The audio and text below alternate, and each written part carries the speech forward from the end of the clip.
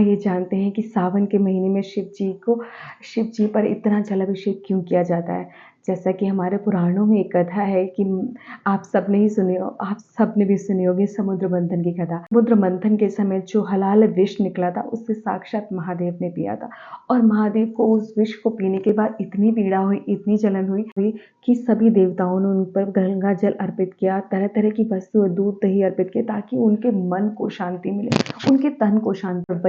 हर देवता का एक दिन दिया गया है, लेकिन सभी देवताओं ने प्रसन्न होकर महादेव से कहा कि हम पूरा सावन आपकी सेवा करना चाहते हैं और ये सेवा का मौका हम सभी को देना चाहते हैं। तो उसी दिन से महादेव पर पूरा सावन दूध दही जल और तरह तरह की औषधियाँ चढ़ती हैं।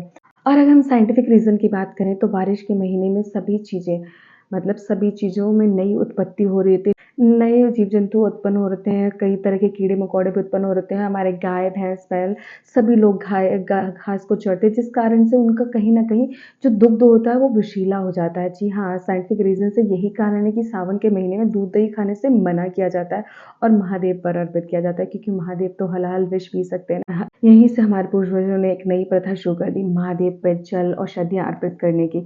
और जो लोग कहते हैं कि महादेव तो हलाल विष पीते हैं, महादेव तो भांग खाते हैं, महादेव तो धतूरा खाते हैं, तो महादेव जहर पीते हैं। आप भी पीजिए, आप पी के देखिए महादेव के नाम पर दारू का पान करना बहुत गलत बात है।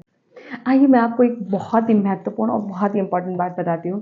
सावन के महीने में आप शिव जी की पूजा करने जा रहे हैं, आराधना करने जा रहे हैं, उन पे जल अर्पित करने जा रहे हैं, उन पे तरह तरह की औषधियाँ चढ़ाने जा रहे हैं। लेकिन आप जब भी, हर कोई इंसान हर चीज़ नहीं चढ़ा सकता है, लेकिन जल तो हर कोई चढ़ा सकता है ना। और जल चढ़ाने का भी नियम होता है। वैसे तो महादेव की पूजा का कोई नियम नहीं, लेकिन अगर आप महादेव पर जल भी चढ़ाते हैं तो आपको कुछ चीज़ों का विशेष ध्यान रखना चाहिए।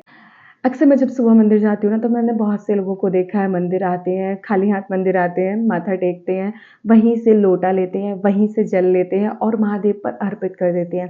तो एक बात बताइए, इसमें आपने क्या उन्हें अर्पित किया? आपने उन्हें क्या अर्पित किया?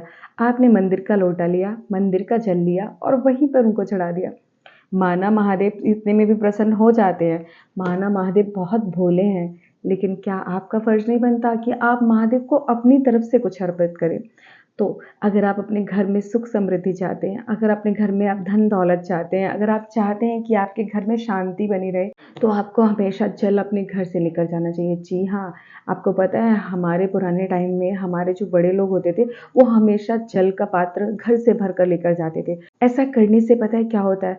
हमारे घर के समस्त वास्तु दोष भी खत्म होते हैं। जी हाँ, अगर हमारे घर में बुरी नज़र लगी है, किसी भी तरीके का कोई दोष है, तो महादेव पर अपने घर से जल ले जाकर चढ़ाना शुरू कीजिए। देखिए महादेव आपका कैसे कल्याण करते हैं, क्योंकि महादेव जल में भी प्रसन्न हो जाते हैं, लेकिन हम जल भी तो अपने घर से चढ़ाएं ना। ऐसे जल का क्या महत्व है जो हम मंदिर से ही लोटा लें, मंदिर से ही जल लें और वहाँ पे अर्पित करें। लेकिन हाँ, अगर आपके साथ ऐसा है कि आप बाहर गए हैं, आप जॉब करते हैं, आपके रास्ते में कहीं मंदिर पड़ता है, आप लोटे में जल नहीं ले जा सकते हैं, तो आप एक काम कर सकते हैं। जी हाँ, इसका इलाज भी है मेरे पास। आपको क्या करना है, आपको जहाँ पे आप जब भी मंदिर के लोटे से मंदिर से ही जल लेकर महादेव पे चढ़ाते हैं, तो आप वहाँ पर कुछ ₹1, ₹2, ₹10 अपनी श्रद्धा अनुसार कुछ रुपए मंदिर में रख दीजिए कि आपने मंदिर से ये जल परचेज़ किया है। जी हाँ, कि आपने मंदिर से ये जल मोल लेकर आप भगवान शिव पर अर्पित कर रहे हैं। ऐसा करने से वो जल आपका हो जाएगा और महादेव की पूजा भी संपन्न हो जाएगी। देखो महादेव को जल से मनाइए, लेकिन जल चढ़ाने का नियम भी जान लेना बहुत ज़रूरी है ना। अगर आप महादेव पर जल चढ़ा रहे हैं और उसमें आप गंगा जल मिला लेते हैं, जी हाँ, चंद बूंदें, कुछ बूंदें आप गंगा जल की मिला लेते हैं, तो इससे आपके मन को शांति मिलती है, आपके तन को शांति मिलती है और आपके घर में सुख की प्राप्ति होती है। गंगा जल में अर्पित करने से महादेव बहुत प्रसन्न होते हैं। महादेव के तो साक्षात सर पे विराजमान है गंगा माँ। गंगा जल की कुछ बूंदें आप जल में डालकर चढ़ाते हैं, तो इससे आपको घर में सुख समृद्धि और शांति बढ़ती है। जैसे कि हम लोग शुरुआत करते हैं, बचपन से मैं भी देखती आ रही हूँ, हर सावन में शिव जी के मंदिर पर शिव जी पर जल चढ़ाने के लिए इतनी भीड़ होती है, इतनी लंबी लाइनें होती है। और सोमवार को तो शिव जी के दर्शन करना ही बहुत बड़ा काम हो जाता है, क्योंकि सभी श्रद्धालु अपनी श्रद्धा के अकॉर्डिंग शिव जी पर दूध दही जल चीनी शहद जो उन्हें मिलता है, जो उनकी यथासंभव वो कर सकते हैं, वो करने का प्रयास करते हैं। महादेव को तो बोला गया है वो एक ऐसे देव है जो एकमात्र लोटा जल में ही प्रसन्न हो जाते हैं, लेकिन सावन के महीने में उनके ऊपर जल चढ़ाना, उनका अभिषेक करना, रुद्राभिषेक करना, आप अपनी इच्छाओं की प्राप्ति कर सकते हैं शिव जी पे अभिषेक करके। आप अपने महत्वपूर्ण कार्य बनवा सकते हैं शिव जी पे अभिषेक करके। शिव की आराधना करके आप क्या नहीं कर सकते हैं सावन में। सावन को इतना महत्वपूर्ण माना गया है। अब जैसे कि आप लोग जानते हैं, थोड़े दिन पहले देवशयनी एकादशी गई है, जिस दिन विष्णु भगवान 4 मास के लिए, चतुर्मास शुरू हो गया ना, 4 मास के लिए क्षीर सागर में चले जाते हैं लक्ष्मी जी के पास, जहाँ वो अपने ससुराल में रहते हैं और उस समय पर संसार का भरण पोषण अलग अलग देवी देवता करते हैं। चतुर्मास का पहला महीना सावन से शुरुआत होता है और सावन में पृथ्वी पर भार संभालने का कार्य महादेव शिव को दिया गया है, महत्वपूर्ण शिव को दिया गया है, देवादिदेव शिव को दिया गया है। क्या आप जानते हैं सावन के महीने में, जी हाँ, सावन के महीने में प्रभात वेला में सुबह के समय, सुबह 4 से 5 बजे सूर्योदय से पहले महादेव स्वयं साक्षात माँ पार्वती के साथ पृथ्वी भ्रमण के लिए आते हैं। जी हाँ, भूलोक पर आते हैं महादेव और उस समय वो देखते हैं कौन पूजा आराधना कर रहा है, कौन महादेव का नाम ले रहा है, कौन अपने कर्तव्यों को सही से निभा रहा है। वो समय है महादेव के भ्रमण का। वैसे तो महादेव की पूजा में प्रदोष काल का विशेष महत्व बताया गया है। मैं आपको बता दूं, सांझ के समय जब सूर्य ढल रहा होता है, सूर्य ढलने के 1 घंटे के अंतराल में जो समय होता है उसे प्रदोष काल कहते हैं।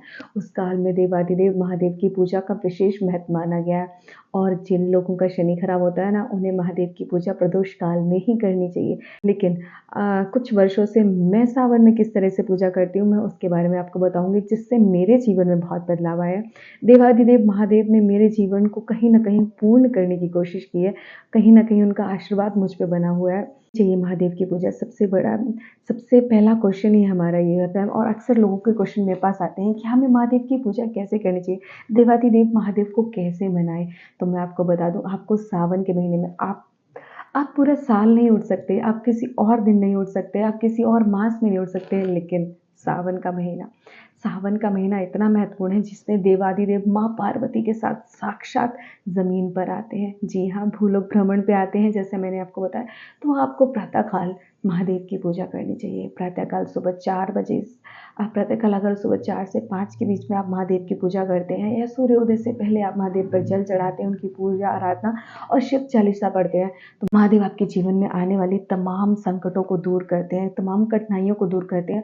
और वो लोग जो भटक गए हैं, जिनको कोई रास्ता नहीं मिल रहा, जिनको समझ नहीं आ रहा उन्हें जीवन में क्या करना है, चाह कर भी निर्णय नहीं ले पा रहे और किसी कश्मकश में फंसे हुए हैं, भगवान विष्णु जरूर शयन करने गए हैं, लेकिन देवादिदेव महादेव आपके लिए तत्पर हैं। जी हाँ, वो आपके लिए उपलब्ध है। आप उनकी आराधना तो कीजिए, आप उनकी पूजा तो कीजिए। खुद सुबह 4 बजे उठकर, आप पूरा महीना भी नहीं उठ सकते तो कम से कम सोमवार के दिन सुबह 4 बजे उठकर महादेव की पूजा कीजिए, आराधना कीजिए। नहा धोकर आपको महादेव की आराधना करनी चाहिए। आपको देसी घी अगर आप मिल सके तो आपको गाय के घी का इस्तेमाल करना चाहिए, या आप नहीं खरीद सकते हैं तो आप नॉर्मल घी भी यूज़ कर सकते हैं, उससे महादेव की आराधना कर सकते हैं। आपको सुबह उठकर महादेव की पूजा करनी है, तो ऐसा करने से आपके जीवन के समस्त द्वार खुल जाएंगे।